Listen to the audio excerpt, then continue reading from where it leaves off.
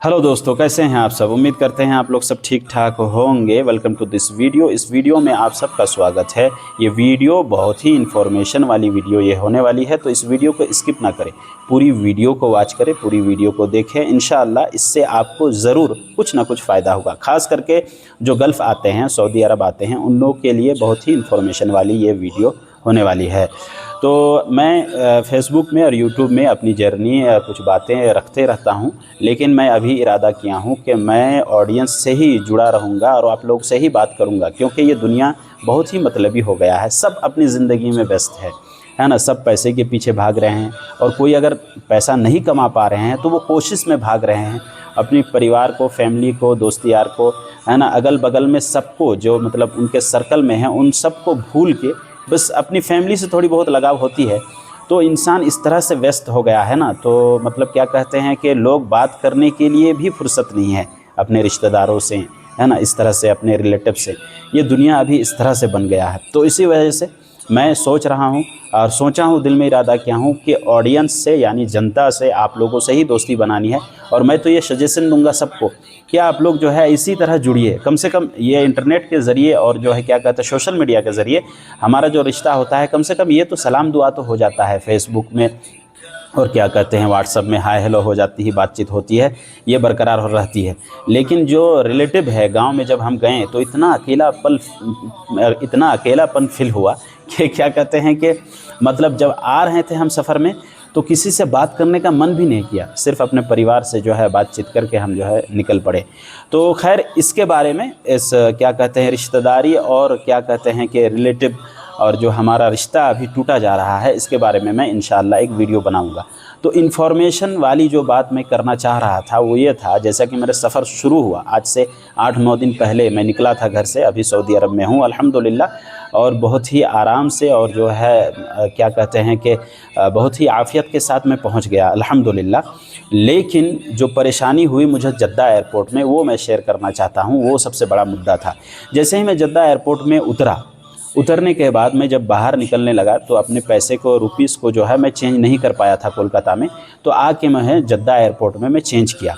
Change करने के बाद यानी रुपीस चेंज किया, रियाल लिया। अभी तो मान के चलिए जो इतना पतला हो गया है हमारा रुपया, इसका ज़िम्मेदार कौन है आप लोग को पता होगा।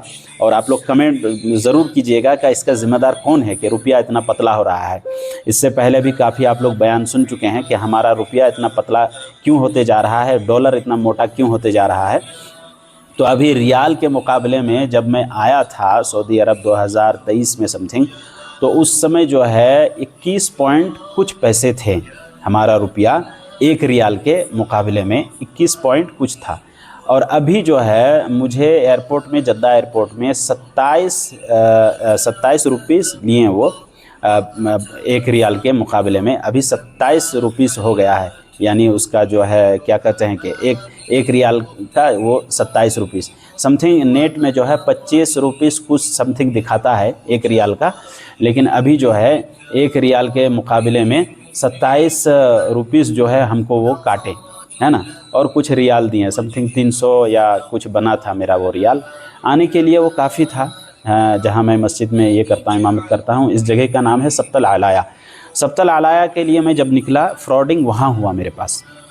फ्रॉडिंग जद्दा एयरपोर्ट में हुआ। एक सऊदी और बातचीत जो है, और क्या कहते हैं कि एकदम क्या कहते हैं अखलाकमंद, आप समझ नहीं पाएंगे कि ये इंसान ऐसे हो सकता है। और सऊदी फिर भी आपके जहन में आएगा ही नहीं। इससे पहले भी हम आए हैं सऊदी, ऐसे हम नए नहीं हैं, पुराने अगर है देखा जाए तो हम पुराना है ना सऊदी के लिए। इससे पहले एक सफ़र 2.5 साल में रह के जा चुका हूँ। तो वो सऊदी जो है बेहतरीन बातचीत हमसे करने लगा। बातचीत करने के बाद मोबाइल दिया कि जो अपने कफ़ील को, अपने दोस्त यार को फ़ोन करो। मैं कफ़ील को फ़ोन किया, वो उठाया नहीं, सोया हुआ होगा। सुबह का टाइम, हाँ मैं पहुंचा था, सुबह नहीं असर के बाद, सॉरी माफ़ कीजिएगा, असर के बाद। तो वो उठाए नहीं कि बिज़ी थे। दोस्त यार भी एक बांग्लादेशी दोस्त हैं हसन भाई, वो फ़ोन उठाए थे, उनसे बातचीत में किया। बातचीत करने के बाद सारी चीज़ें लगभग हो गई कि जब मैं बस स्टॉप जाऊंगा, वहाँ से बस पकड़ के, है ना, आ जाऊंगा सब्तल आलाया। रात को बस रहती है बराबर।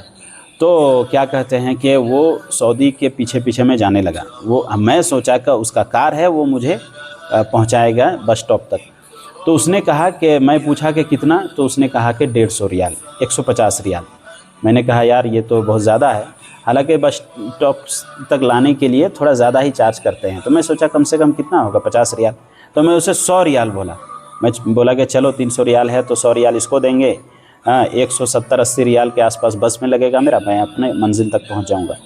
लेकिन वो कहा कि अच्छा चलो ठीक है आपके पास, मैं कहा कि मेरे पास पैसे नहीं है उतना, तो आप 100 रियाल लो। फिर वो मान गया कि चलो अच्छा 100 ही रियाल, आप मुश्किल में है, देश अपने गांव से आ रहे हैं, हाँ अपने देश से आ रहे हैं, तो चलिए आप 100 ही रियाल दीजिए, माफ़ी मुश्किल है। उसके साथ जो है हम जाने लगे। फिर वो जो है एक मसरी को जाते ही, जैसे ही एयरपोर्ट के बाहर निकले तो दौड़ भाग हो गया, मतलब वो दौड़ने लगा आगे आगे। मुझे बोला जल्दी 100 रियाल निकालो।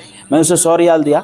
उस 100 रियाल लेके उस मछली को 20 रियाल थमाया और हमको बोला कि इसमें बैठो। मैं समझने में उतना टाइम ही मतलब मुझे नहीं मिला कि मैं कुछ समझूं, कुछ बोलूं उससे। जल्दी जल्दी वहाँ पुलिस लोग थे, गाड़ी भगाने लगे।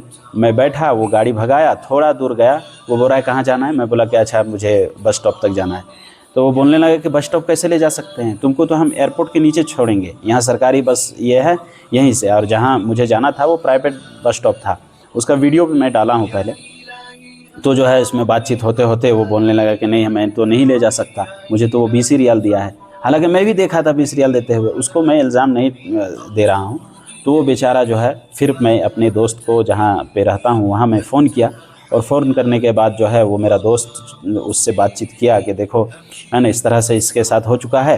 हालांकि वो मसरी भी बोला कि वो लोग ऐसे ही हैं, और मसरी शायद मिला हुआ था, क्या था मुझे पता नहीं, लेकिन मसरी तो मुझे थोड़ा ठीक ही दिख रहा था उसके कहने के ये से। फिर उसने कहा कि ये सऊदी लोग आजकल ऐसे ही कुछ चल रहा है यहाँ पे माहौल, तो तुम्हें समझना चाहिए था। मेरे दोस्त उसको समझाएं कि चलो तुम जो है, पहले 60 रियाल वो बता रहा था मसरी बस स्टैंड जाने तक, 20 रियाल पहले ले चुका है ऑलरेडी। 80 रियाल ये जो है ये सऊदी यानी कि मेरे से मुनाफा किया, ठगा, है ना, फ्रॉड ही उसको बोला जाएगा अगर देखा जाए तो। फिर जो है उसको मैं बहुत बातचीत करके फिर 50 रियाल दिया। 50 रियाल देने के बाद वो मुझे बस स्टॉप तक पहुंचाया, यानी कि 50 रियाल ही था, वो 20 रियाल लिया, फिर हमसे 50 रियाल चार्ज करने लगा। 60 रियाल बोला, मैं उसको थोड़ा बातचीत करके क्या कहते हैं कि उसको 50 रियाल दे के बस स्टॉप तक गया। फिर बस स्टॉप में जो है 10-20 रुपये, मेरे पास 10-20 रियाल कम हो गया। तो फिर किसी से मैं लेके मैनेज करके, थोड़ा सा हिंदी था वहाँ पे इंडियन, उसको बताया तो मुझे हेल्प किया अल्हम्दुलिल्लाह। फिर टिकट लेके, यानी कि परेशानी हुई, सफ़र तो जानते ही हैं, सफ़र में ये सब चीज़ें कॉमन है, होते रहता है। लेकिन रियाल का मसला हो गया। इंडियन करेंसी मेरे पास था, लेकिन इंडियन करेंसी का कोई वहाँ पे फ़ायदा नहीं था, आप लोग जानते ही है। वैसे ही तो इतना पतला हो गया है, बस स्टॉप पे जो है वो इंडियन करेंसी चेंज भी नहीं कर रहे थे कि नहीं यहाँ पे नहीं चलेगा। रियाल को लेके थोड़ा सा मैं फंस गया था। तो ये इन्फॉर्मेशन यही थी कि जो भी गल्फ़ आएंगे तो इन सब चीज़ों से होशियार रहें। जो मीठी मीठी बातें करते हैं, सऊदी हो चाहे कोई भी हो, तो उससे कृपया आप सावधान रहें। यही लोग जो है धोखा देते हैं, है ना। मीठी बात करने वाले ही जो होते हैं धोखा देते हैं। कड़वा बात करने वाले आपको धोखा अक्सर नहीं देंगे, जो क्लियर बात करेंगे। लेकिन आपको जो है इतना हेल्प करेंगे आपसे, है ना, क्या कहते हैं, चिकनी चुपड़ी बातें करेंगे, मीठी बातें करेंगे, वही अक्सर धोखा देते हैं।